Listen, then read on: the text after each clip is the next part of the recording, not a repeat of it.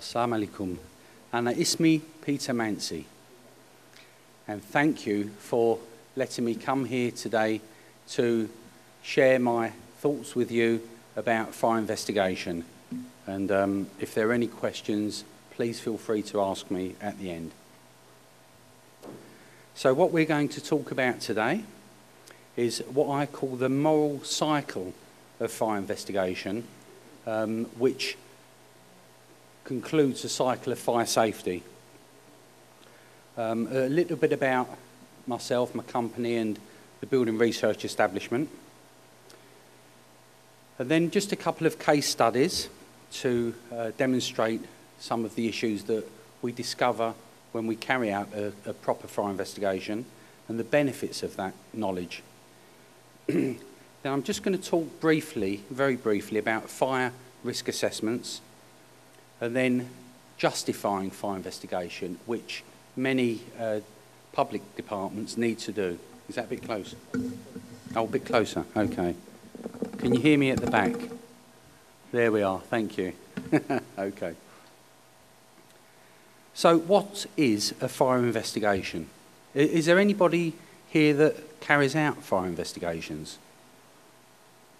There we are, we've got a couple of hands. So a fire investigation consists of identifying the area of origin of a fire, because if you can't find the area of origin, you will not find what started the fire. Then we need to know what caused the fire, and that is the ignition source, or competent ignition source, and the first material that has become ignited, and the mechanism that brought the two together. So whether it was an accidental coming together, perhaps a product failure, a mechanical failure, or a deliberate act where somebody's introduced an ignition source to a fuel package. And sometimes the most complicated part of a fire investigation is the development of a fire. Why the fire developed in the way it did to spread beyond the compartment of origin, or perhaps develop suddenly that has caught firefighters in particular out where they've subsequently been seriously injured or died, and members of the public as well. So that's what a fire investigation is about, identifying the origin, cause and why the fire developed the way it did. So let's talk about this moral cycle of fire investigation. We know what we know in fire safety, and then we apply that in what we do. So we have fire safety legislation and we apply it to certain parameters, but we still have a fire or an explosion. Now what would follow a fire and explosion, what should follow a fire and explosion, is a fire investigation, and a thorough fire investigation by competent fire investigators. From that investigation, there are findings. We discover things, why that fire perhaps started or developed the way it did. And we get those findings, and what should we do with them? Well, it may mean we need to do more research into the materials that were involved, perhaps into the workmanship that was involved in the building. And from that, there should be recommendations, because the recommendations should go back in to prevent this reoccurring. There might be proposed revisions to existing guidance, to existing standards. Perhaps they're not good enough. We've discovered something new and we need to put those back in. That may involve consultation with the groups and the bodies that develop those standards. And when that's been finished, we're back to where we were at the beginning. We now know something new. And we do what we do. We carry on with that cycle until there's another event. The question is, how good are we at reporting our findings? How good are we at sharing that information? Because sometimes we discover something, but we don't share it with the right groups of people and the right agencies. So a little bit about our company, we're a new company we've teamed up with the Building Research Establishment. We give free consultation on the telephone or by email, and we get a lot of inquiries from members of the public, and we're quite happy to give them fire safety advice and free advice on the phone. We conduct forensic fire and origin and cause investigations, and we look at the development of fires. We carry out case managements, including complex incidents. We also carry out cold case reviews from many years ago. In fact, the oldest case that I'm involved with at the moment is 350 years old nearly. It's the Great Fire of London. And I don't know if there are any French people here, but apparently the English hung a Frenchman for setting the fire. So I'm just checking to see if that was a miscarriage of justice or not. But then we carry out expert witness. So all of our team are qualified as expert witnesses and have given expert witness in many courts, being the civil court, the criminal courts and coroner's courts. And we carry out training and presentations. Our team are not only experienced fire investigators from the public sector, most of us are ex-fire service. We have police and forensic science service as well, but we've got academic qualifications that are relevant to fire investigation. We're strategically located throughout the UK and different parts of the world. We're ISO 9001 accredited, and we're approved under the construction line scheme and the safe contractors. So that's enough of that. Now, those of you that are fire safety engineers are most probably heard of the Building Research Establishment, BRE. Used to be part of a government agency and became independent in 1997. They have the largest fire laboratory in the UK, and it's where I get the opportunity to build things and set fire to them, and it's great fun. But it's true to say that you really only begin to understand fire when you set fires in a legal and controlled manner, I must add. They've got over 120 research and technical staff at BRE, so a wealth of experience in fire science and materials. They carried out investigations for the UK government and other agencies in order to improve the regulations that currently exist. BRE and Fire Investigations UK are now teamed together, and we work as one. We look at learning any lesson that we can from fires, from an early response where we capture what we call decaying evidence, so even video or photographs of a fire in progress, certainly witnesses and witness testaments, looking at the assessments of the performance of the buildings, the appliance and equipment, safety systems that may be installed in that building, particularly fire engineered buildings. We also consider the behaviour of the occupants, the people that were involved in the fire, what they did before the fire, what they did to contribute towards the fire, and certainly what they did to raise the alarm, their reaction time, and so on. Something else that I've personally been involved with is the effectiveness of firefighting techniques. Having been an operational fire officer for over 30 years, riding fire engines for nearly 20 of those, I've got some understanding of what firefighting is all about. And I've also got some concerns on modern methods of firefighting using such techniques as pulse spraying at the inappropriate time. Indeed, last week I've just come here from an inquest in Ireland where 2 firefighters died, where they were using compressed air foam without any training, and it was an unfortunate situation, but it played a big part of the fire's development. So what firefighters do to either suppress a fire or indeed assist in ventilating the fire comes into the fire investigation. But a large amount of information from real fires are being lost. And why would that be? Well, in many countries, it's the police that investigate fires, not the fire service. I know particularly in France and in Holland, where I helped set up the first fire investigation team in the Dutch fire service. They weren't investigating fires, it was the police. But the police will investigate the fires if there's been a crime or perhaps a significant loss of life. But it's the small fires that are important as well. It's the small fires that the fire service attend regularly. That information is very important. There may be, for instance, a certain make or model of a fridge or a freezer that has been starting some small fires. But it only gets identified when there's been a big fire and a large loss of life. So these things can actually be prevented before they get too big. As we all know, a fire starts very small most of the time.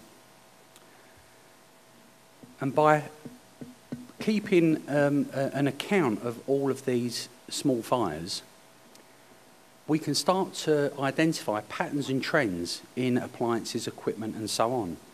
And the best way to do that is by sharing databases with the insurance companies, with the police, with the fire brigades, and it really does work. Where that's applied, it works very well. These are some of the major investigations that BRE have been involved with over the past 30 years or so, and the fires in red, which I won't go through each one, are the fires that I myself or other members of Fire Investigations UK have also worked with BRE on. And these are large, high-profile fires, normally involving loss of life or large financial loss in the UK. So some of these fires I will just go through as a few case studies. And those of you that remember the King's Cross fire or aware of it in London in 1987, an underground station. Just show you a small bit of movie. I don't think the sound's on. If it's not. Oh, it is on. Survivors said it was like an oven. The escalator where the blaze started. Smoke, which filled the tunnels and hid the exits. The chief fire officer said that the first on the scene rushed in without breathing injured to the surface. The rescue operation at the entrance to the underground station. And Lucas. So the outcome of this fire investigation, there were 31 fatalities and 100 injuries. It brought about the Fire Precautions Subsurface Railway Stations regulations in 1989. Wooden escalators throughout the underground system were removed. Smoke detection was put underneath the escalators and sprinklers were also installed. But it took a large loss of life to make that change.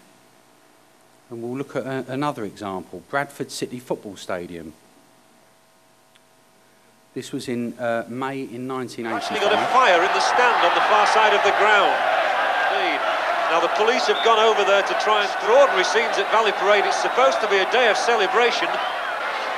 And the 2,500 people in that stand. These are disastrous scenes for the club. Timbers are coming down onto the ground, caving in. The black pall of smoke is rising. So the outcome of that fire investigation, after 56 fatalities and 265 injuries, was the Fire Safety and Safety of Places for Sports Act 1987 introduced. Now, fire safety throughout history has normally relied on a large financial loss or a major event or a loss of life before legislation is changed. So we could say, well, that's perhaps natural, that when something goes wrong, we need to stop it happening again, so we'll correct it. But there's information that can be put back into the circle before the large event happens. Now, just a couple of case studies to show you that once you know perhaps the origin and cause of the fire, certainly looking at the development of the fire can be significant to saving life. And prevention is hard to measure, isn't it? We know when something fails because we've got a negative result. But prevention is very hard to measure. How do you measure something that doesn't happen?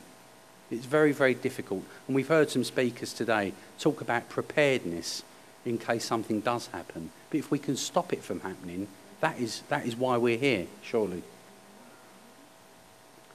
Knowsley Heights was an old-fashioned apartment block that, to tidy them up, make them look a bit smarter and newer, they put this cladding on the outside of the building, no fire stopping in between the gap, a 90mm gap in between the panels, and at the bottom of these flats was a pile of rubbish, and somebody set fire to the rubbish.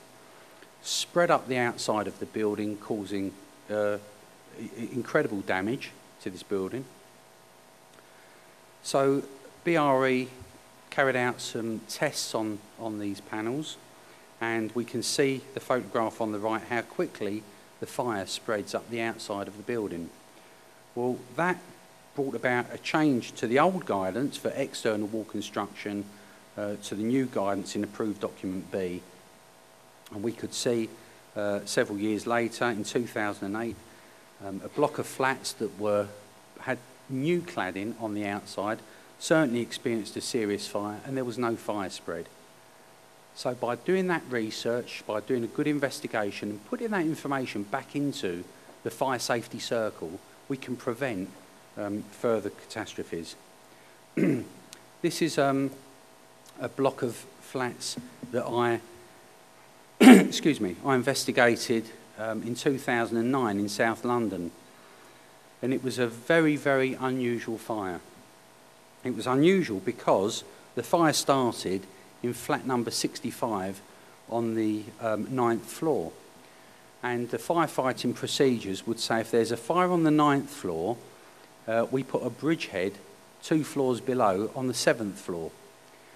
So the bridgehead was set up to fight the fire on the 7th floor, but it went up the outside of the building and it spread through the panels that were replaced in this building in 2005, 4 years before, and it spread into flat 79 to the apartment above, where a young lady was there on her own, and she subsequently died from the fire. But what was unusual about this fire, apart from it spreading up the outside of the building, is that it spread down as well. And when I turned up to this, and certainly my colleagues on the day, thought that there was an individual or people running around this building setting fire to different apartments. And then it spread to another apartment. So we've got a fire starting on the 9th floor, has now spread down to the 5th floor and also the 7th floor level.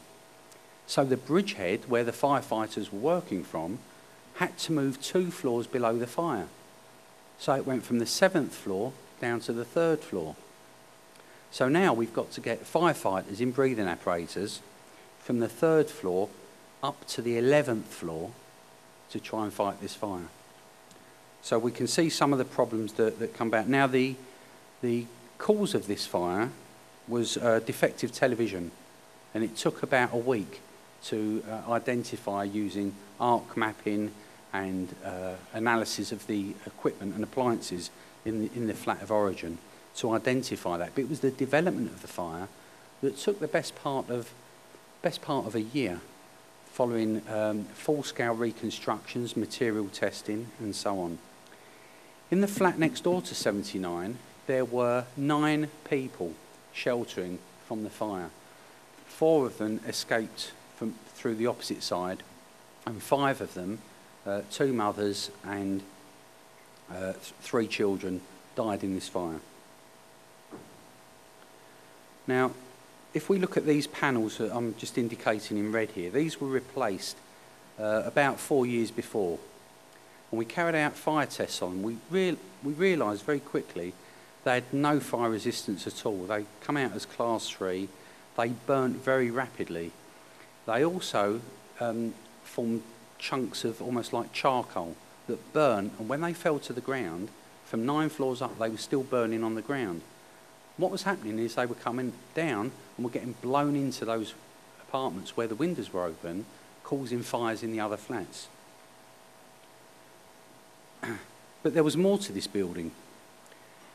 It had a new false ceiling put in the mid-80s to hide the pipework for a new central heating system. But the ceiling was fixed to timber supports, and there was a lot of combustible materials above the false ceiling. There was no fire stopping, no detection, and once the fire got into the false ceiling, it spread and rapidly spread throughout the corridor, with the ceiling collapsing very quickly.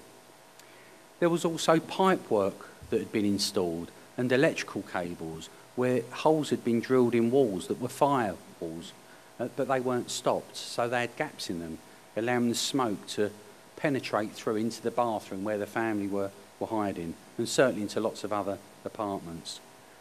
There was multi-layered paint in the corridors that should have been class 0. There were 12 to 14 layers of paint, which added between 6 to 8 megawatts to a fuel loading to that corridor alone. And we can see the flame in the bottom picture coming out of the end window of that corridor once the fire took hold in there. So the conclusions to this very complex fire investigation was that this building, which was considered absolutely state-of-the-art when it was first built in the 60s, wasn't looked after throughout its life, and the changes that were made that building less safe because of the way it was managed, the way that the contractors that carried out the works and the materials that were specified weren't checked. So from this complex investigation, which there are still court cases going on, lessons should be learnt to stop it happening again, because there are hundreds of apartment blocks like this all over London, but certainly throughout the UK, and all of them need to be re-looked at. And this sort of leads us on to the risk assessments, because although these are private apartments, because there are common areas, there should have been a fire risk assessment carried out for this block. But we'll come on to that in a moment.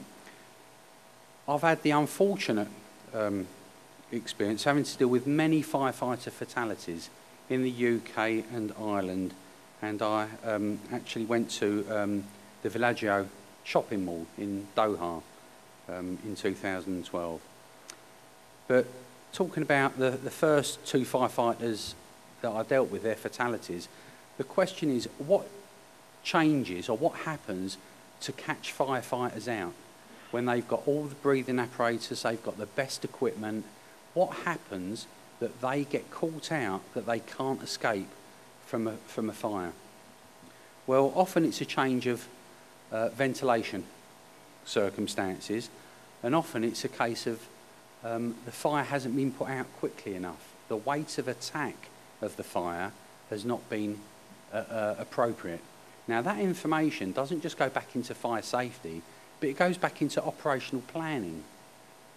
It goes back into personal protective equipment and what is needed. These 2 firefighters died fighting a very small shop fire in London, and they were in the basement. And at the time, London Fire Brigade didn't have a policy for fighting fires in basements, and they were in the basement with a hose reel. And now nobody goes into a basement with a hose reel. It's with a 45mm large jet. In Stevenage, in Hertfordshire, 2 firefighters died in a high-rise apartment block. Again, not having enough water, not attacking the fire quickly enough, not knocking it down, change of ventilation conditions, and they got caught out in a wind-driven fire. Bray in Ireland, I was giving evidence for 4 hours just on Friday past. They were fighting a fire with compressed air foam. They'd had no training in the use of compressed air foam. It was a disused workshop, and it was full of rubbish, and what it needed was a lot of water very quickly, and the fire was allowed to develop, and they got caught out in a flashover. Warwickshire, 4 firefighters died, again, firefighting procedures and were called into play there. Southampton, again, 2 firefighters died when their colleagues came in behind them, and they saw the fire, and their 2 colleagues were around the corner, and they were what we call pulse spraying. They were pulse spraying into the hot gas layer. They could see the fire, but they weren't putting the fire out because they'd been taught to pulse spray. And they were pulse spraying this fire, and 6 minutes later, their colleagues just around the corner in this apartment died because they got entangled in cables and the heat was so great it killed them. Now, had they put the right weight of attack on that fire and knocked it down, their colleagues would be alive. So these are the lessons that come from carrying out a good, proper fire investigation. It's not just where it started or how it started, it's why did it develop the way it did, and who needs to know the outcome of that new knowledge. So fire risk assessments in the UK, the Regulatory Reform Fire Safety Order introduced fire risk assessments. In fact, they were introduced before that with the workplace regs, but this was now everybody had to do them. And they are a form of fire investigation that's carried out before the fire starts. So I've put down the bottom here, is that international best practice or common sense? Shouldn't somebody that owns a building or a premises see what the dangers are, do the risk assessments that we were talking about this morning? The hazards are there. The hazard doesn't change. If you can change the risk by reducing it, minimising it, or taking it out altogether, isn't it better to do that before you've had the fire? And certainly, if you've had a fire and you've carried out a risk assessment, look at where the risk assessment has failed, because it should have perhaps predicted that. But where do you keep your copy of your risk assessment if you do one? Many buildings that have burnt down, the occupier has said, well, actually, my risk assessment was in the building. So there's no way of the local authority being able to bring legal action against them for not having completed one. But perhaps they should be outside the building, one of these girder-type security boxes that we have on Tony's London Underground stations, or with a solicitor, or with the insurers.